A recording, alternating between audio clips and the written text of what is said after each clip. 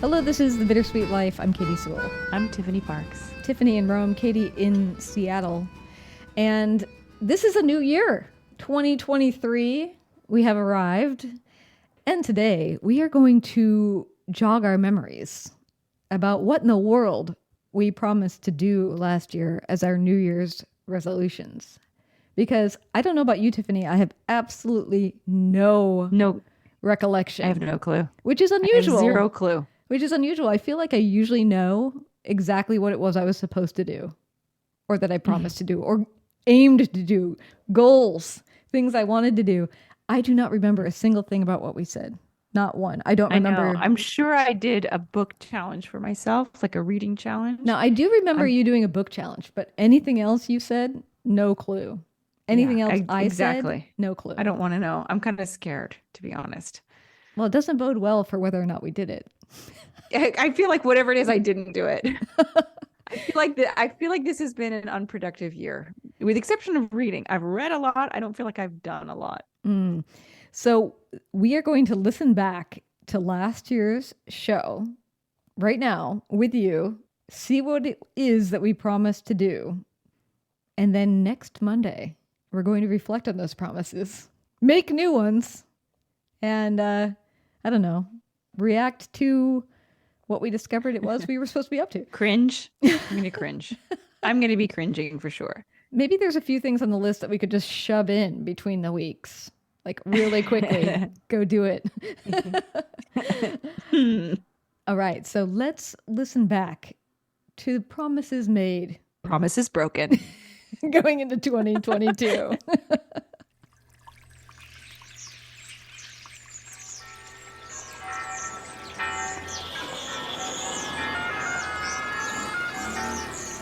Welcome to Rome. This is The Bittersweet Life with Katie Sewell and Tiffany Parks. Hello, this is The Bittersweet Life. I'm Katie Sewell. I'm Tiffany Parks. And now, without further ado, we are in 2022 now. Unbelievable as that sounds. Unbelievable. Indeed.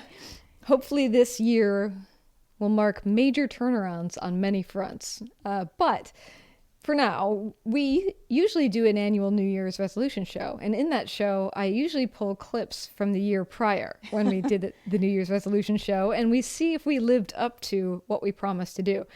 I did not do that this year because, as far as I can recall, we really didn't make any resolutions this year because going out of 2020 and into 21 was just so unpredictable that we felt like, how can we promise to do anything when we have no idea what the world is going to look like? And so this year we will be making our show without reflecting, I guess. Yeah. What do you have to say? I've always been, as you know, and our listeners know, a big resolution maker. Mm-hmm. And this year, I just can't really stomach it, like the big ones. You know what I mean? My resolutions this year are very, be kinder to yourself. Focus more on your own self-care. Take naps more often. Like, I feel like that's the kind of New Year's resolution that 2022 calls for. Interesting. Yeah, I was just talking earlier today with a colleague of mine who was saying that she has 3 young children, and she was saying that she realized that if she doesn't start putting herself first, like if she doesn't take herself out of the bottom of the pile of the whole family, because she's been telling herself, well, you know, when they're older, it'll finally be time for me. And she said, by the time they're older and it's time for me, I might not have the energy for what I want to be doing anymore. Yeah. So I need to take myself out of the bottom of the pile and focus more attention on what I want to be doing with my life, as well as caring for these children. Yes, for sure. And I think that, first of all, I can't even imagine 3. I say that all the time. One of them takes so much out of me. I am so in awe of people who have multiple children. But even with just one, I feel like I have to constantly remind him that my whole world doesn't revolve around him. And I think that it's good for kids to hear that. You know, they need to know that mama has a life. They need to know that I can't drop everything constantly and just run to see the latest thing that you did, which of course, I mean, I do give him lots of attention, probably an excessive amount since he's an only child and I'm now working from home. But, you know, they need to know that you have to have your time, you have to have your own thing, and sometimes it doesn't include them. So I always have a resolution that I can get done in a day. Yes, you do. Or I have in the past. And the last few years, even when I tried to make the done in a day ones, I didn't do them because we weren't out and about. Yeah, you can't blame yourself for that. Yeah, so I was trying to think of my very first resolution, as you may remember, where I decided to do something that I could do in a day was just to eat a pomegranate. I had never tried one before. I love That was where this all started. And I was actually just eating pomegranate today. So sometimes when you do something like that, it just becomes a part of your life.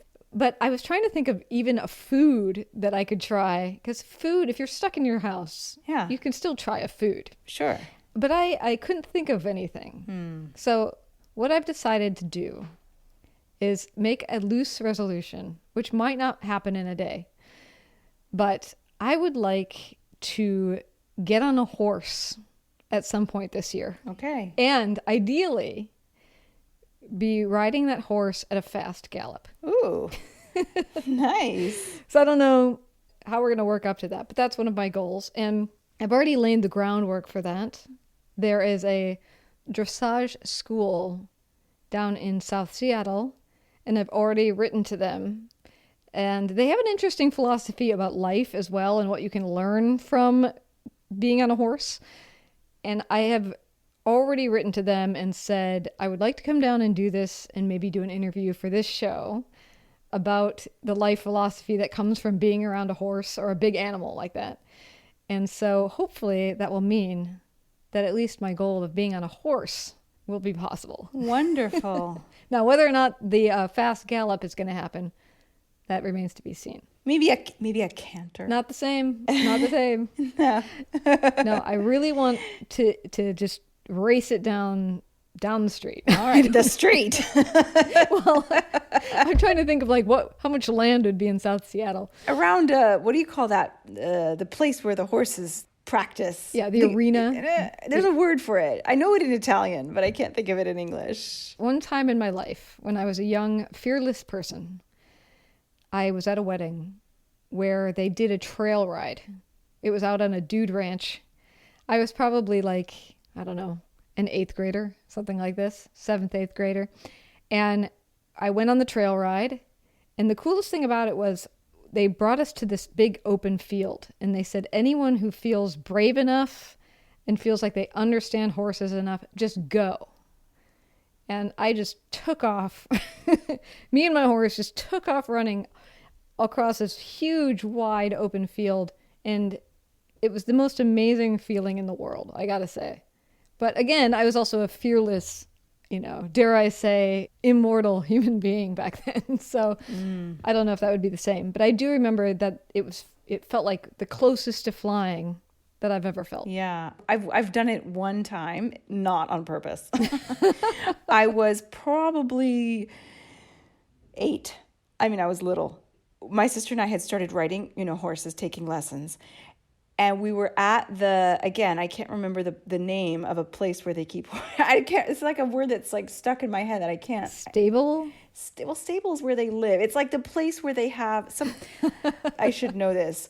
My nephew literally trains baby horses to be ridden. Like that's his job. He takes the small horses and he teaches them how to be ridden. If you know what this mysterious term is. What is it called? It's like a really basic word.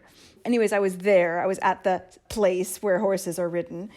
And we were going around, in the big oval. Mm-hmm. Okay, but it was open. It was somewhere out in the middle of nowhere. So like there wasn't even wooden barricades around it. It was just like a big oval. And I'm going around on my little horse, and all of a sudden something spooked the horse, and she just took off running towards, the stables where she lives, so it wasn't exactly, it was like, maybe down the road.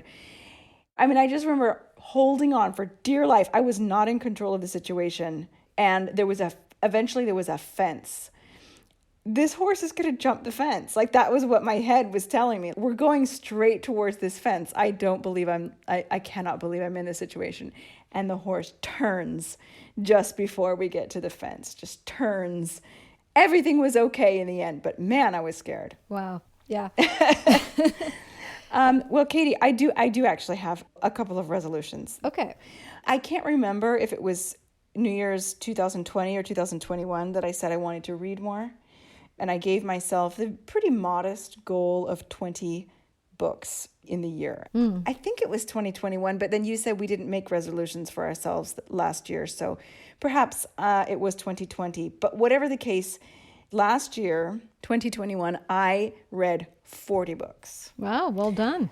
Okay, full disclosure, I do count all the books that I read to Aurelio. I think that counts as reading them. I mean, if you're reading the books. Yeah. And I'm not talking about like, a Dr. Seuss book. I'm talking about a full like Treasure Island or Matilda, The Witches, like a real chapter book. But that is a bit quicker than, an adult book, although reading them aloud does make it go slower. I think all reading counts. Aww. So I want to the minimum match that. I have discovered this year, rediscovered really, how much I love to read, how much joy it brings me, and how much it just improves daily life. I go to pick up Aurelio from school and I just bring my book with me. So if I'm waiting 5 or 10 minutes in the car, I can read. And I go to the gym, I bring my book with me. And I had forgotten for a couple of years there how much just reading in those little pockets that you find throughout the day just makes your day better. And then you look forward to picking up that book at the end of the day. So I'm gonna give myself a minimum of 40, but I'd really like to get to 50. Well, what is the purpose of giving yourself a minimum at all? Is it to remind yourself that you must be reading? Do you feel like you would forget? No, it's because I'm a naturally competitive person, even with myself. I'm competitive against myself. So because I read 40 last year, I want to beat that goal this year. But what if beating that goal means that you're kind of racing through the books and not enjoying them as much? I'm not a particularly fast reader. What makes me read more than maybe the average person is simply that I spend more time reading. It's not that I'm reading fast, and I don't try to read fast because I'll lose a lot of it. I won't. So I don't attempt to read fast. I just attempt to read much. Right. I guess, if that makes sense. That's fair. So I like to give myself those kinds of challenges. That motivates me. So that's the one. And the other one is I would like to, and I'm not going to give myself a particular specific goal on this, but I would like to play the piano regularly. I have a piano. I don't play it very often. I'm not trained. I never really took lessons, but I'm sort of basic self-trained, self-taught. I really enjoy it when I'm doing it. I'm sitting here watching Aurelio, practice every day and seeing him get better little by little by little, and seeing him get frustrated and say, well, that's why you practice, so that then you get better. It's things that I could tell myself too. And I really enjoy it, but I'm just not any good at it. But I know that if I practice, I will get at least a little bit better. Are there songs that you just know how to play from memory? No. I have 3 songs that I can play from memory. And this is not counting some of the standard Christmas carols, which are pretty easy. I'm not doing it like with multiple chords and doing all the harmony. I'm talking about the melody only. But I have such a weird 3 songs. One, it doesn't have a name. It's a song I wrote as a kid. So I don't know what it's called, but it's pretty good. Secondly, my sister figured out how to play the Young and the Restless theme song. Oh my goodness. The soap opera. And I memorized that. So while I have never watched an episode of The Young and the Restless in my entire life, I can play the Young and the Restless theme song on the piano. And number 3, I can play the song A Time for Us from the Romeo and Juliet soundtrack of Franco Staffarelli's 1968, I believe, movie version of Romeo and Juliet. Interesting. Mm-hmm. Interesting repertoire. Very strange, indeed. Yes. Interesting. That's the whole of my knowledge. Well, those are both very good. Yeah, I mean, there are things that I can do at home. Yes. And there are things that don't require money. I mean, of course, buying books requires money, but I have enough books to last me at least 1 year, if not more. Hey, that's a curious question. Is there a library system in Rome? There is. Or in Italy in general? There is a library system. It's not the best. I've never really been to or attempted to visit what I assume must exist, which is like a central branch, like a big, big library. Like you think about the Seattle Public Library as being this huge library with just every book you can imagine. So I assume there's something like that somewhere, but I don't know where. There is a branch in my neighborhood with a pretty good children's section, although they have hardly any books in English. So what Aurelio and I do often is we go there and we pick out some books. And if there's anything that he just loves, I will buy it for him in English. And I found a couple of really, really great children's books that way. They do have some English adult books, but it's so limited. And you know, I like to buy books. I like to collect books. So That's true. Claudio said to me, you no more buying books until you've read all the books that you bought, in the past year. And so I was like, okay, let me see if this is doable. That would be a very interesting resolution, actually, to read through every single book on your actual shelf. Because I have read quite a lot of the books that are in my house. I'm looking around to see if that's true as I say it. It is true. There have been certain ones that I've had on the shelf for, I don't know, 10 years, more. I've moved them to at least 4 different locations, and I still haven't read them. So that's an interesting thought. But that said, as you know, I'm a big believer that some books have their time. Mm-hmm. And while it could be a great book, it might not be the right time to read it. True, definitely. I've quit great books for that reason before, knowing that maybe I'll be in a different mindset later and it will be great. Speaking of which, since we just did our book show recently, I did read Strangers on a Train after you talked about it. What did you think? I didn't love it, I have to say. Oh God, I did. I loved it so much. I think it's very well written. And I have so much more to say about it than that, but I don't want to give away the ending, and I have big problems with the ending. Oh, okay. We'll talk about it after or on a bonus episode. Yeah, on a bonus episode maybe.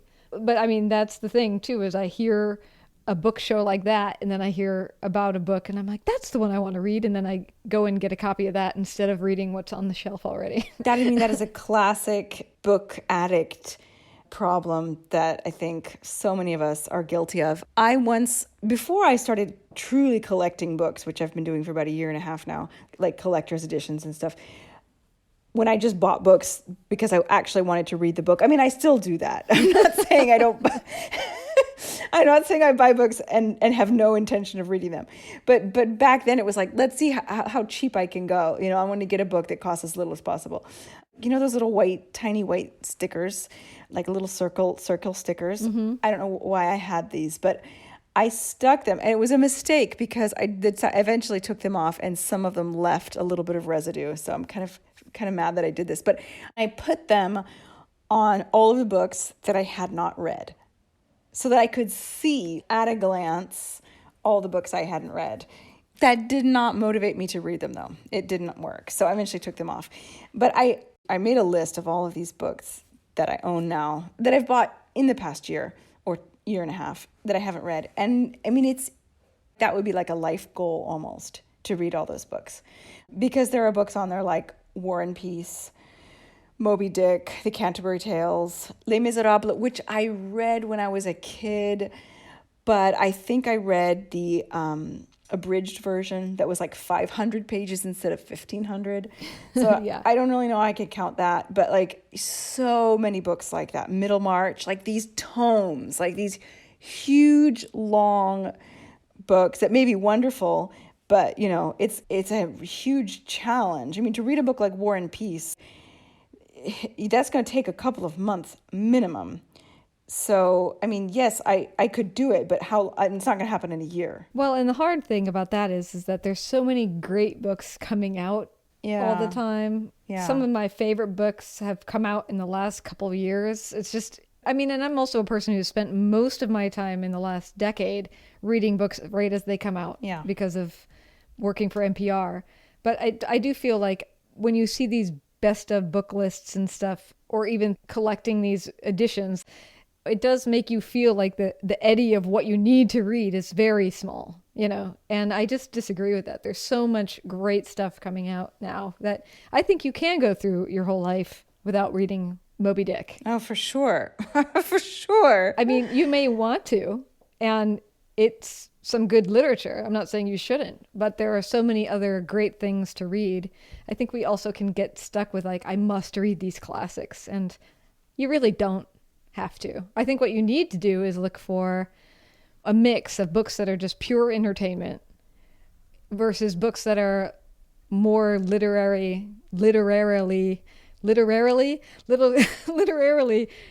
exceptional or challenging, you know, like really fine artistry. And I think that that's the key more than focusing on these old classics. It's getting a blend of what's happening now. Yeah, I probably focus too much on classics, but you know, also just the sort of recent classics, modern classics. I have really fallen in love with 20th century classics. I'm kind of obsessed with right now, but you know, I do agree with you. I feel like I don't have my finger on the pulse of like the great books that are coming out right now, which is probably terrible since this is like the business that I'm in as a writer. Well, it's actually tricky. It's interesting because it's tricky too with you living in Rome. And this was something I thought when I was living abroad in Rome too, is that because, you know, you as an English speaker, and yes, you speak Italian, but tend to want to read in English. Oh, I only read in English. All of a sudden, when you're living in a foreign country, not across the board, but in Italy, that's all I have experience with, all of a sudden it gets so shrunk. Yes. Because there are bookstores that do sell things in English, but it's not like the big major bookstores are selling stuff in English. No. You can't, I mean, there's no such thing as like a Barnes and Noble where you walk into this enormous place that's going to have every important recent release and all the bestsellers. And, you know, it's just, you're going to have a small section of the big bookshops, or you got to go to an English language bookshop, which there are some really good ones here, but they're small bookshops, you know, so they're limited with what they can get. Yes, harder to browse. Do you have a suggestion of a type of food that you would assume I have not ever tried that you think I should eat in 2022? Oh, you're asking me to give you a suggestion? Yes. Now, remember, I've already done persimmons. I was thinking of persimmons. Pomegranates, and I've done oysters. And this was not a resolution, but I gave you your first fig. That's true. Actually, yes. You did give me your first fig. And you told me it wasn't that good of a fig. It wasn't the best. It was early in the season. If it had been a month or two later, it would have been way better. Yeah. So my opinion of figs is still poor. I love what they look like, though. I think they're very charming looking. Don't give up on figs. They're so good. Okay. But assuming I can't get a good fig to save my life over here in Seattle, what do you think I should eat? Let's see. Maybe instead of going the fruit and veg route, we could go for a certain type of country's cuisine that you've never eaten. It might be hard. Have you ever had Ethiopian food? I have, yes. Okay. I can't think of anything, because again, that's something that, you know, Italy doesn't have. I think an item might be easier. An item? We do have an Italian grocery store in downtown Seattle. Is there anything oddly Italian that I should try that I would not have tasted? I mean, there's paillata. I don't know if you can get that. What is it? I mean, you'd have to go to an Italian restaurant. You'd have to go to a Roman restaurant. Paillata is, I mean, I wouldn't touch it at all, ever, even if I ate meat on a regular basis. But it's usually in pasta. Like usually you get like a certain type of pasta with paillata in it. If I understand this correctly, it's the intestines of a suckling lamb. So a lamb that is still nursing. Oh dear. That have the semi-digested milk in them still. I know, isn't that nasty? But why would I want to resolve to eat something like that?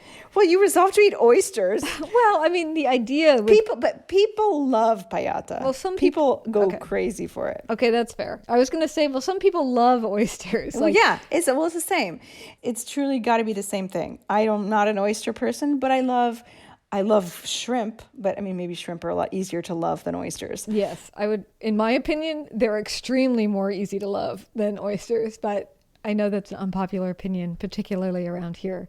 But I mean, I think in trying the new food, generally speaking, I'm trying to think like this might be something that's worth adding to my life. Mm-hmm. So yeah, payata. You'd think payata, I'm not going to add that to my life. But if you lived in Rome, that would be one more thing on the menu of your typical Roman restaurant that you could order. There's also tripe. That's another really classic Roman dish, which is, I think the stomach. I think tripe is stomach, right? I think or esophagus and stomach. I mean, offal is a really big thing in Roman cuisine because it was like part of the poor cuisine because it was much less expensive.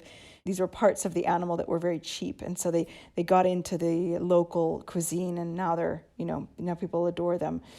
But let me think about something that's not an organ. Yeah, generally speaking, it's a good rule. Think of something that's not an organ. I mean, I'm trying to think, but I feel like you lived in Italy for a year. You must have tried the major, classic Italian stuff. Yeah, it's easier to just go with. That's why the persimmon or something is so easy because it's like a one object. It's not even a dish. It's just an element. Have you ever had lardo di colonato? I think that's the name of it. Correct me if I'm wrong, food people who are listening, because as you know, I'm not a foodie. I think it's called lardo di colonato or something very close to that. You can get it at the deli. If you have an Italian deli, you should be able to get it there. It comes in a big chunk, like you would get bacon, and they would slice off the slices of bacon. It's like this big chunk of cured meat, but it's lard. Okay. It's literally just fat, and it's white. And what do I do with it? Just eat it. I think you put it maybe on a cracker. I don't know. Roll it up, put a toothpick through it, and just munch it like a little cigar. Yeah, I guess. Like I don't eat this stuff, so I can't. Okay, I'll try to find that. All right. Maybe Seattleites, that's not really a popular, just pure fat. All right, well, since we're almost out of time, I do have one more question for you. Unless you have another resolution that you need to share on the record. No, those are my two. Okay, just because you just recently went through this. For those of you who traveled to Italy or have lived there a long time or have been there before, know this. But for those of you who don't, that if you celebrate the Christmas holiday in Italy, your goal on the eve of Christmas is to eat 7 different kinds of fish in one meal. Yeah. Now, I am not a big seafood lover. There are certain things, seafood, that I like. But, compared to other people who've just, will go to a seafood restaurant as their first choice, that's not me. That will be my last choice, most likely. And although your mother-in-law is a wonderful cook, and she is, that meal is a real challenge for me. And and I don't want to say to go as far as to say I would not move to Italy permanently just to avoid the Christmas Eve dinner, but it's close. Well, I remember that night that you guys came, and there was a mistake made on my mother-in-law's part. She gave you too much pasta. She gave both you and Derek these enormous plates of pasta. Which, no, of course... thank God she gave us enormous plates of pasta. Oh, really? Because I don't really like fish that much.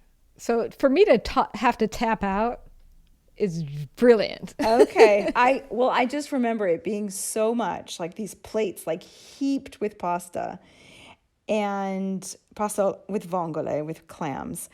And it was almost too much. Like that dish, and I'm not going to sit here and criticize my mother-in-law's cooking, but if you put too much pasta in the plate, there's not enough juice. Clam juice. Oh my God, it's so good though. It's so good, Katie. It's so good. So you're telling me... I was just going to say, I'm not a fish person either. I didn't grow up as a fish person. I hated fish when I was a kid. But I have come to appreciate it so much. Not all fish. I still not really big on salmon. I'm not probably going to eat oysters, although I have tried them. But when I'm like on a ketogenic phase, you know, and I'm trying to not eat pasta, and I go to my mother-in-law's and she has made pasta with vongole, she just gives me the clams in my plate with no pasta, and I just eat the clams. You're like, how depressing is this? It's good. I love it. And Okay, well, just to wrap it up. So since I brought this up, what 7 kinds of fish did she serve you this year? I mean, she always makes the same every year. So it's always the pasta with clams. She makes steamed shrimp. She makes fried calamari. She makes a salad with bacala, which is salt cod. She makes another salad with octopus, which when my mother saw me eating that, she was like, who are you and what have you done with my child? Because, I mean, as a kid, like, there is no way I would have touched that stuff, but I really like it. If it's fresh, it's so good. And then she makes 2 types of fried small fish, and she serves them just like the whole fish. Maybe the head is off. And one is trilla, which I think is trout. And one is merluzzo, which is cod, which, I mean, I guess you could say salt cod, same thing. But in English, in Italian, I mean, they're different. They have different names. So bacala and merluzzo. So I guess those are the 7 types of fish that she serves. And that's a very Neapolitan thing, by the way. It's a Southern Italian thing. They don't do that in all over the country. Oh, okay. So if you want to avoid the Christmas Eve fish Why would you, though? meal, Why would you? you need to move to the north. Move to the north. Well, of course, we would love to hear your New Year's resolutions, because perhaps we could share them on one of our Thursday mini shows. If you have a plan this year, or even if you've decided not to make a plan this year, because the last 2 years have been so hard to plan, we want to hear about it. You can always email us by visiting thebittersweetlife.net. There is a contact us page there. You can write right through there. That might be the easiest to remember. Or you can also email bittersweetlifepodcast@gmail.com. You can also send us voice memos. We absolutely love that. Just use your phone's pre-installed voice memo app, and once you've taped it, just click the little icon that has like an arrow pointing up. That will generally give you some options, and you can just email it straight to us at bittersweetlifepodcast@gmail.com. Yes, we'd love to hear your voices. And I guess we'll leave it there with our downsized, minimalist expectations for this year, hoping that by 2023, the world will feel a lot more open. Here's hoping. Here's hoping, man. And until next time, this is The Bittersweet Life. I'm Katie Sewell. I'm Tiffany Parks. Happy New Year. Happy New Year. Bye. You could sponsor this show and reach educated, curious, and compassionate listeners all over the world. Our listeners are a remarkable, diverse, and engaged group of people that I am so continually impressed by. Visit thebittersweetlife.net and click support to get the conversation started.